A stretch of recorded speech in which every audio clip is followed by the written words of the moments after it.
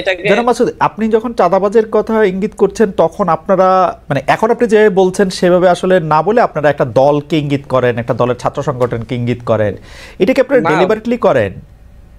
বিষয়টা হচ্ছে যে আপনি যদি এটাকে লক্ষ্য করেন যে বাংলাদেশের 95% চাঁদাবাজি হয় যে হচ্ছে একটি নির্দিষ্ট দলের নেতা কর্মীদের দ্বারাই সংগঠিত হচ্ছে, এবং সেই ক্ষেত্রে ওনাদের নেতৃত্ব যারা হচ্ছে একটা আগামী বাংলাদেশকে একটি সুন্দর স্বচ্ছ দেখতে চাচ্ছেন, তারা এটার প্রতিবাদও করছেন।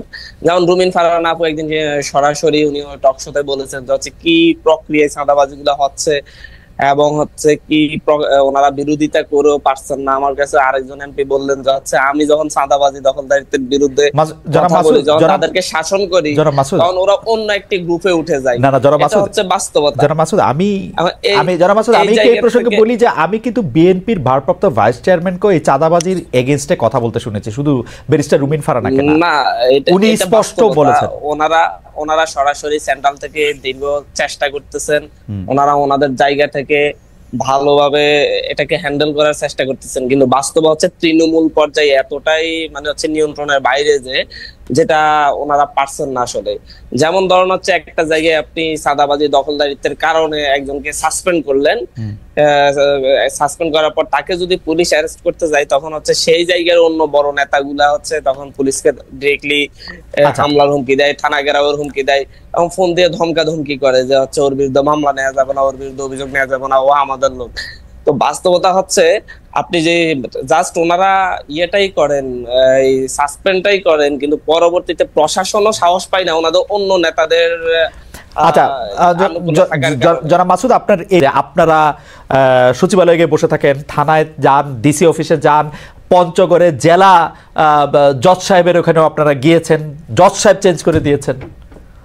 এই ব্যাপারে একটু আপনার মন্তব্য একটু শুনতে চাই জনাব হান্নান মাসুদ, করছেন কিনা এগুলা?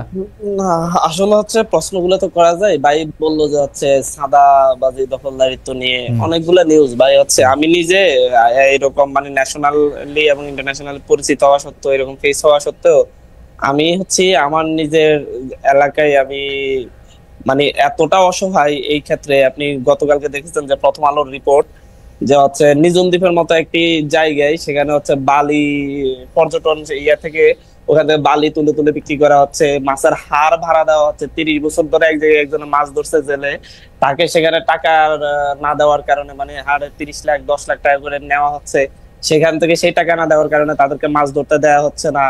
এমন হচ্ছে ঘাট কেন্দ্রিক আমার এলাকায় আমার মনে হয় যে জনাব মাসুদ আপনি একটু ওই প্রশ্নটার মধ্যে একটু আসেন, মানে সচিবালয়ে যাচ্ছেন কিনা বৈষম্য বিরোধী ছাত্র আন্দোলনের? আমি সেটার উত্তরও দিব, দুইটার উত্তরও দিব। আমি মানে এই বিষয়টা বলছি, মানে আমি চাইলে এখানে স্বরাষ্ট্র উপদেষ্টা পর্যন্ত রিস্ক করতে পারি যে হচ্ছে ওখানে সংঘাত হচ্ছে আছে, কিন্তু সেই জায়গায় থামতেছে না। সারা দেশে কি অবস্থা আপনি বুঝেন। মহিলারা, একজন মহিলাকে আমি দেখলাম যে হচ্ছে ঘাট দখল নিয়ে মহিলার মাথায় কোফের চিহ্ন, মানে কোপ দিয়ে মাথায় পর্যন্ত কোপানো হয়েছে। এই জাতীয় কাজগুলা ভাই মানে কঠিন ভাবে হচ্ছে, সারা দেশে হচ্ছে। কিছু মিডিয়াতে আসে, কিছু আসে না, এবং হচ্ছে এই ক্ষেত্রে দায় এড়ানোর কোনো সুযোগ নেই। ওনারা তো সাসপেন্ড করেন ঠিক আছে, কিন্তু হচ্ছে ধর সেন্ট্রাল থেকে সাসপেন্ড করা হয়, জেলা থেকে সাপোর্ট দেওয়া হয়, আবার জেলা থেকে সাসপেন্ড করলে উপজেলা থেকে সাপোর্ট দেওয়া হয়। এদেরকে কখনো কেউ এদের কিঞ্চিও ধরতে পারে না। আমার এলাকায় না হলে 8-9 জনকে সাসপেন্ড করা হয়েছে, একজনের বিরুদ্ধে একটা মামলা নেওয়ার সাহস পুলিশের হয় না, কারণ হচ্ছে পুলিশকে কঠিন মামলা তো আপনাদের বিরুদ্ধেও নেয়ার সাহস পুলিশের নাই। আচ্ছা, এখন আমাদের বিরুদ্ধে এরকম স্পেসিফিক অভিযোগ থাকলে অবশ্যই নিবে। আমি জানি না যে হচ্ছে কোথায় আপনাদের বিরুদ্ধে না।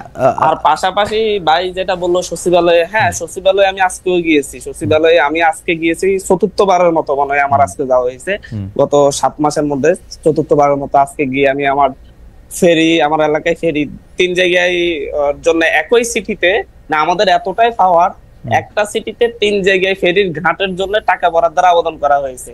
সন্দ্বীপ থেকে, সন্দ্বীপের এটা হাতিয়া আর হচ্ছে ভোলা ইয়াতে মনপুরার এখানে, দুইটাতেই হচ্ছে আপনার ইয়ার কাজ শুরু হয়ে গেছে, আপনার ঘাটের কাজ শুরু হয়েছে। আমার এখানে অর্থ বরাদ্দ দিচ্ছে না, যে হচ্ছে অর্থ সংকট অর্থ মন্ত্রণালয়ের। তা আমি বলে আসছি যে যদি রাষ্ট্রের অর্থ সংকট হলে আমরা থালা বাটে নিয়ে সচিবালয়ের সামনে বসে যাবো, যাতে হচ্ছে আমাদেরকে আমাদের ফেরিটা যাতে আমরা নিজেরা তাহলে করতে পারি। এত 10 কোটি টাকার অর্থ বরাদ্দ আমি এখন এটা যদি হচ্ছে সমস্যা হয়, আমরা যদি এখন যদি এই কাজগুলোর জন্য যদি যেতে না পারি, একটা অভিযোগ দেখা যে হচ্ছে গিয়ে কোনো ধরনের মানে আমাদের যারা আছি আমরা কেউ কোনো জায়গায় প্রভাব বিস্তার করছি। পাশাপাশি মংলা বন্দর বলেন, চট্টগ্রাম বন্দর বলেন, দুই বন্দরে হচ্ছে শ্রমিকদের, ধরুন আমাদের তো হচ্ছে আমি এখন সিনিয়র যুগ্ম মুখ্য সমন্বয়কের দায়িত্ব নিয়েছি, আমার আন্ডারে যুব উইং, শ্রমিক উইং, এ জাতীয় যতগুলো উইং হবে, ফ্যাশনজীবী উইং, সবগুলো হচ্ছে এই জায়গা থেকে হবে আর কি। আগ থেকে এরকম আমাদের একটা প্ল্যানিং যে আমি এই দায়িত্বটা নিব।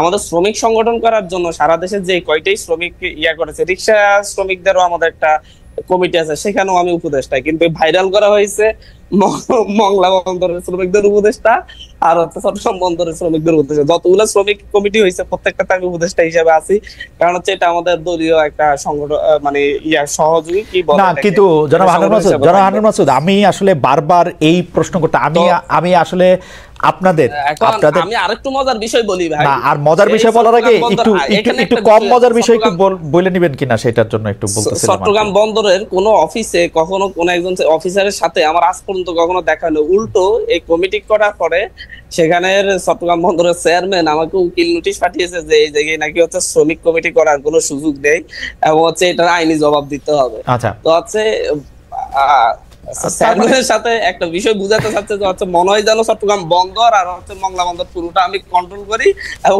আসলে করেন না তো যারা হান্নান মাসুদ, আসলে করেন না তো।